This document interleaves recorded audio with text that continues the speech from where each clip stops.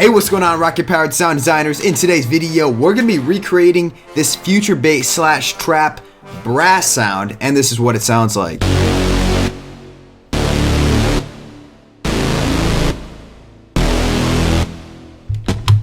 Yeah, that's it. But if you want to know how this is used in a song, this is taken straight off Trap Nation. Let's go.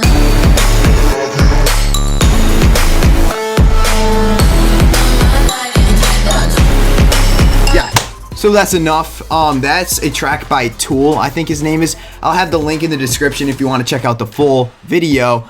Anyways, really cool sound here, and as you can hear, the brass is very simple, but it is so effective in this track. So I'm really excited to get into the video. Let's go ahead and jump straight into the tutorial. Now, at whatever point in this video you think it's a good video, just drop a like. It just gives me an idea of how many of you guys actually like the sound. And then also, if you're not already subscribed and you're watching this tutorial, what are you doing? Buddy, just click that little subscribe button, because guess what?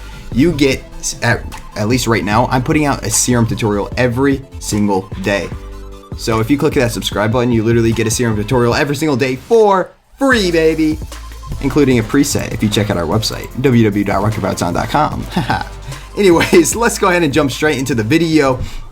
First things first, this sound is made strictly off of sawtooth waveforms. Now, this sound itself is not, or these two waveforms here, this isn't our typical sawtooth waveform. This is a sawtooth waveform that is at a 50% phase and is actually inverted. But you know what, it sounds just about the same, not a huge deal.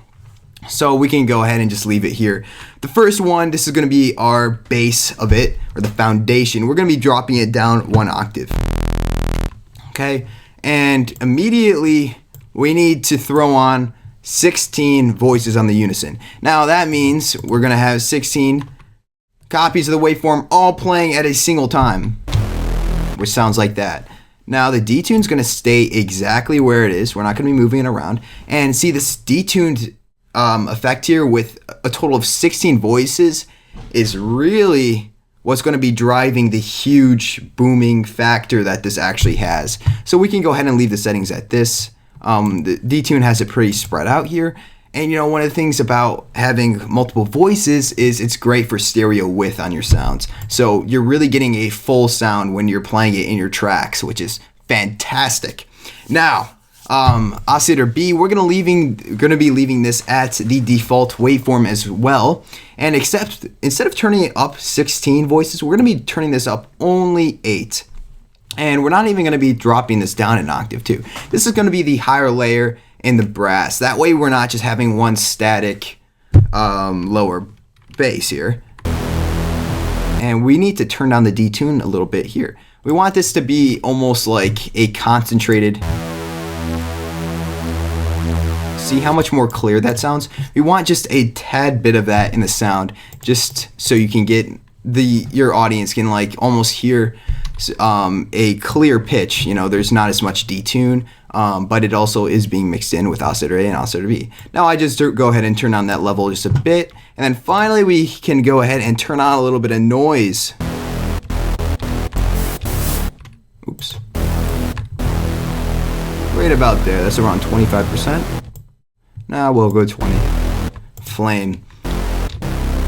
Now we have our foundation, and you know what? This is almost just about the bass, but the effects are going to give us even more width on the sound, and it's just going to make it sound a lot more heavier. First things first is we actually have distortion, believe it or not. We're going to be leaving it on 2, but we want to go ahead and choose the pre button here. And what this is going to allow us to do is filter the distortion to only hit specific frequencies here. So right now when we put this on the band pass filter, it is a combination of a high pass and a low pass. So we're cutting out both the high end and the low end. And as you can see, as we turn it up, we're just concentrating that distortion to whatever we choose. So I like it around here. This is your sound, it's not mine. So you can choose whatever you guys feel is the best. I'm gonna turn up this drive 100%.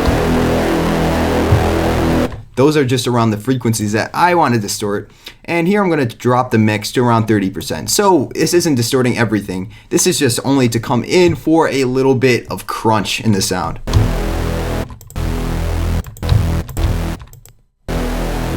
It's very subtle, but it makes a big difference. Next, what we're going to be doing here, oh, not the compressor, we're going to be turning on our equalizer. The EQ here is really just going to be cutting out the high end of the sound, where you're going to want to turn up the frequency to about like 8,000 or just around 8,000 hertz. And we're actually going to be dropping the Q factor down, which is going to make it a lot less resonant, to around 40%. So that really drops the resonance on this. We're basically emulating a high pass here. My bad, a low pass. We're cutting out the low frequencies if we were to move the frequency down. Anyways, let's go ahead and turn on a chorus now. See, the EQ is going to sound a lot better once we turn on our multiband compressor. But anyways, that's later.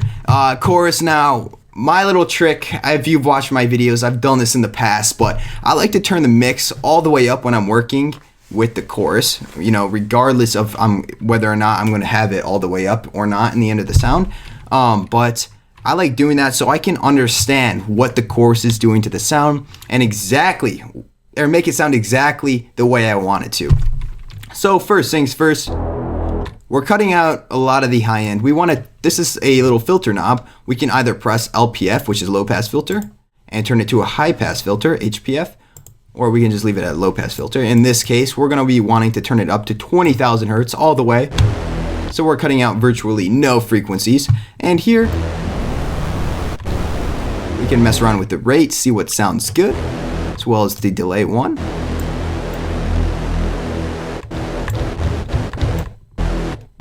Turn on the depth a little bit, and we could turn up the feedback.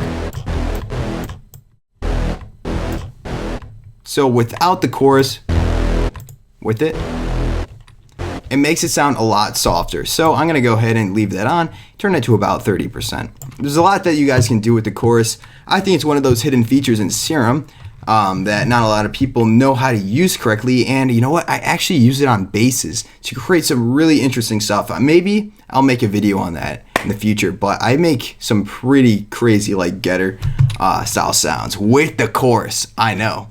You didn't even know it was possible, but it's all about getting creative in Serum.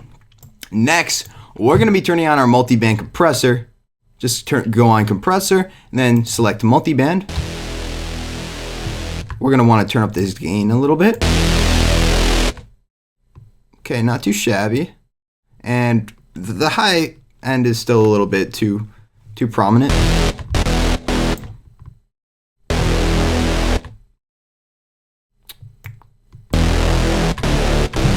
That sounds pretty good to me.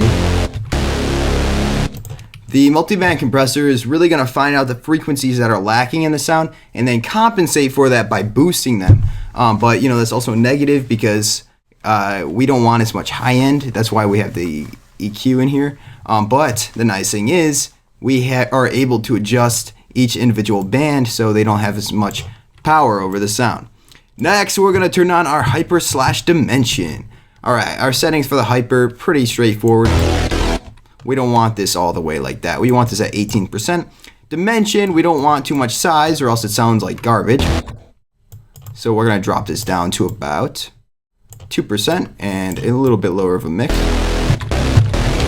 And finally, we can finish the sound off with some reverb. Oops. I did not. What the heck? My computer is spazzing out. All right. Remove. Okay.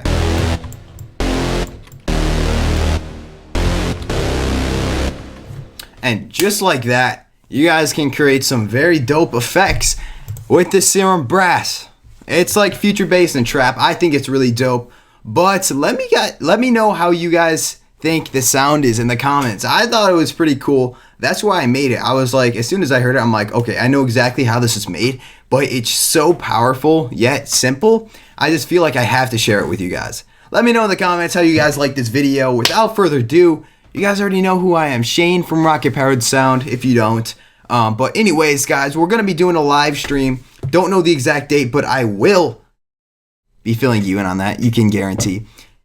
Anyways, without further ado, I will catch you guys tomorrow in the next Serum tutorial.